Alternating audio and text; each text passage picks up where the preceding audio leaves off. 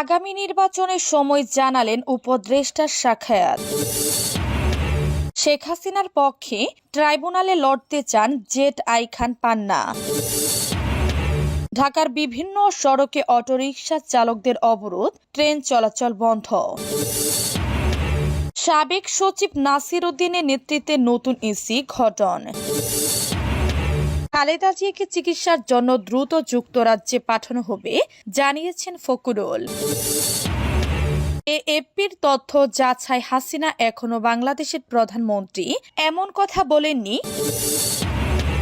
আগামী নির্বাচনের সময় জানালেন উপদেষ্টা সাখায়াত। অন্তর্বর্তী সরকারের নৌ পরিবহন, শ্রম ও কর্মসংস্থান মন্ত্রণালয়ের উপদেষ্টা ব্রিগেডিয়ার জেনারেল অফ এম সাখায়াত হোসেন জানিয়েছেন, প্রয়োজনীয় সংস্কার শেষে ২০২৬ সালের মাঝামাঝি জাতীয় সংসদ নির্বাচন হতে পারে বলে গত মঙ্গলবার ১৯ নভেম্বর ব্রিটিশ পার্লামেন্টের হাউস অব লর্ডসে মানবাধিকার সংগঠন ভয়েস অব বাংলাদেশ আয়োজিত সম্মেলন শেষে সাংবাদিকদের এক প্রশ্নের জবাবে এ কথা বলেন তিনি। হাউস অব লর্ডসের সিনিয়র সদস্য Alexander Charles Carlile QC discussion on collapse and rebuilding of Bangladesh শীর্ষক এই আন্তর্জাতিক সম্মেলনের সভাপতিত্ব করেন। অনুষ্ঠানটি সঞ্চালনা করেন ভয়েস ফর বাংলাদেশের প্রতিষ্ঠাতা ও ব্রডকাস্টার আতাউল্লাহ ফারুক। এতে প্রধান অতিথি ছিলেন এম সাখায়াত হোসেন। আলোচকরা বাংলাদেশের রাজনৈতিক পরিস্থিতি, মানবাধিকার ও ভবিষ্যৎ নিয়ে আলোচনা করেন।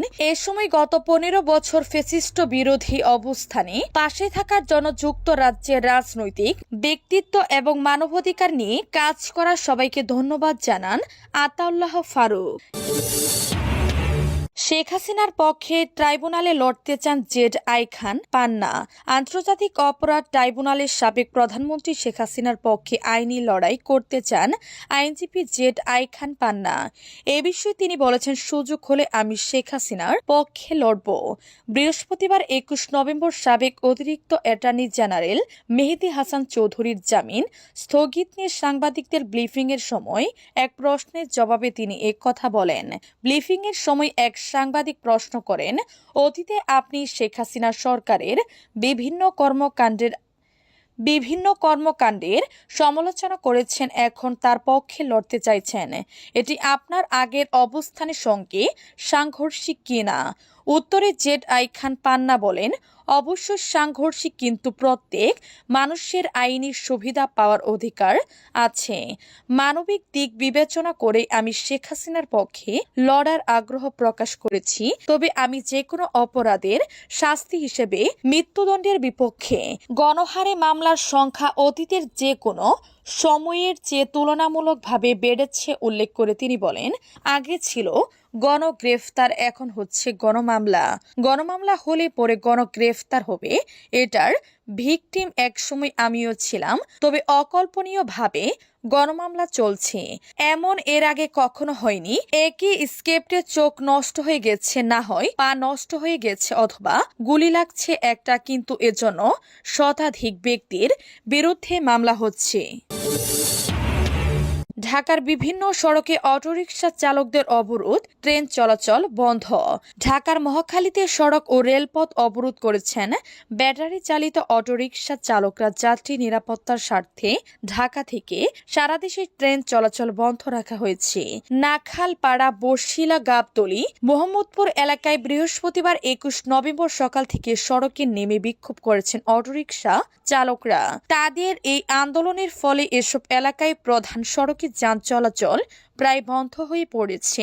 স্কুলগামী শিক্ষার্থী, অফিসগামী মানুষ সহ সব ধরনের যাত্রীরা এতে চরম দুর্ভোগের মধ্যে পড়েছেন। মহাখালীতে রেলপথ অবরোধের কারণে ঢাকার সঙ্গে সারা দেশের রেল বন্ধ হয়ে গেছে।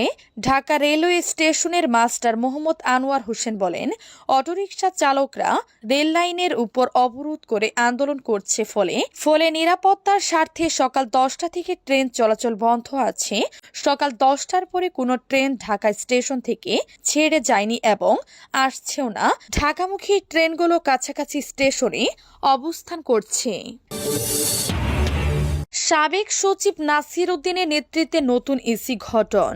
অবসরপ্রাপ্ত সচিব এম নাসির উদ্দিনের নেতৃত্বে ৫ সদস্যের নতুন নির্বাচন কমিশন গঠন করা হয়েছে। রাষ্ট্রপতি মোহাম্মদ শাহাবুদ্দিন তার সাংবিধানিক ক্ষমতা বলে নতুন ইসি গঠন করেছেন। নতুন কমিশনে নির্বাচন কমিশনার হিসেবে থাকছেন সাবেক অতিরিক্ত সচিব আনোয়ার ইসলাম সরকার, সাবেক জেলা ও দায়রা জজ আব্দুর রহমানুল মাসুদ, তহমিদা আহমেদ এবং অবসরপ্রাপ্ত ব্রিগেডিয়ার জেনারেল আবুল ফজল মোহাম্মদ সানাউল্লাহ। বৃহস্পতিবার মন্ত্রী পরিষদ সচিব ডক্টর শেখ আব্দুর রশিদ স্বাক্ষরিত পৃথক দুটি প্রজ্ঞাপনে প্রধান নির্বাচন কমিশনার এবং অন্যান্য নির্বাচন কমিশনার নিয়োগ দেয়া হয়। এর আগে নির্বাচন কমিশন পুনর্গঠনে আইন অনুযায়ী গত ২৯ অক্টোবর আপিল বিভাগের বিচারপতি জুবাইর রহমান চৌধুরীর নেতৃত্বে ৬ সদস্যের চার্জ কমিটি গঠন করা হয়। ওই কমিটি যাচাই বাছাই করে ১০ জনের একটি তালিকা বুধবার রাষ্ট্রপতি দপ্তরে পাঠান। রাষ্ট্রপতি তাদের মধ্যে থেকে একজনকে প্রধান নির্বাচন কমিশনার এবং ৪ জনকে নির্বাচন কমিশনার নিয়োগ দিয়েছেন। খালেদা জিয়াকে চিকিৎসার জন্য দ্রুত যুক্তরাজ্যে পাঠানো হবে জানিয়েছেন ফখরুল। বিএনপির চেয়ারপারসন খালেদা জিয়াকে চিকিৎসার জন্য শীঘ্রই যুক্তরাজ্যে পাঠানো হবে বলে জানিয়েছেন দলটির মহাসচিব মির্জা ফখরুল ইসলাম আলমগীর। বুধবার বিকেলে ফেনীর ছাগলনাইয়ার আদালত মাঠে উপজেলা বিএনপির উদ্যোগে আয়োজিত এক সমাবেশে তিনি এ তথ্য জানান। মির্জা ফখরুল বলেন, খালেদা জিয়া দেশের মানুষ ও গণতন্ত্রের জন্য দীর্ঘদিন লড়াই সংগ্রাম করেছেন। বিগত সরকার মিথ্যা মামলায় তাকে গ্রেফতার করে ছোট্ট একটি স্যাঁতসেঁতে কক্ষে তাকে আটকে রাখা হয়েছিল। তিনি অসুস্থ। তাকে সহসাই চিকিৎসার জন্য বিলেত পাঠানো হবে। আওয়ামী লীগ প্রসঙ্গে তিনি বলেন, আওয়ামী লীগ রাজনৈতিক দল, তারা রাজনীতি করবে বা নির্বাচন করবে কিনা তা জনগণ ঠিক করবে। তবে যারা দেশের মানুষ হত্যা করেছে, মানুষকে নির্যাতন করেছে এবং যারা দেশের টাকা বিদেশে পাচার করেছে তাদের অবশ্যই আইনের আওতায় এনে বিচার ও শাস্তির দাবি হওয়া উচিত। বিএনপির এই শীর্ষ পর্যায়ের নেতা বলেন, জনতার আন্দোলন ও গণ অভ্যুত্থানের মাধ্যমে হাসিনা সরকারের পতন হয়েছে। হাসিনা সহ দোসররা পালিয়েছেন। বর্তমান অন্তর্বর্তীকালীন সরকার ৩ মাসের মধ্যে অনেক কাজ করেছে।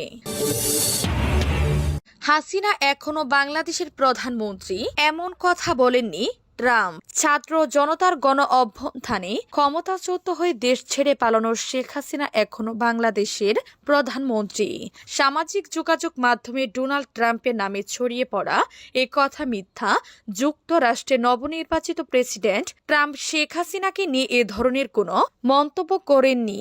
বিষয়টি সত্যতা যাচাই করে বুধবার ২০ নভেম্বর এ তথ্য জানিয়েছে এএপির প্রতিবেদনে বলা হয়েছে। সামাজিক যোগাযোগ মাধ্যমে ছড়িয়েছে সম্প্রতি একটি সাক্ষাৎকারে ট্রাম্প বলেন, শেখ হাসিনা এখনো বাংলাদেশের প্রধানমন্ত্রী, কিন্তু ওই সাক্ষাৎকারে এমন কথা বলেননি তিনি।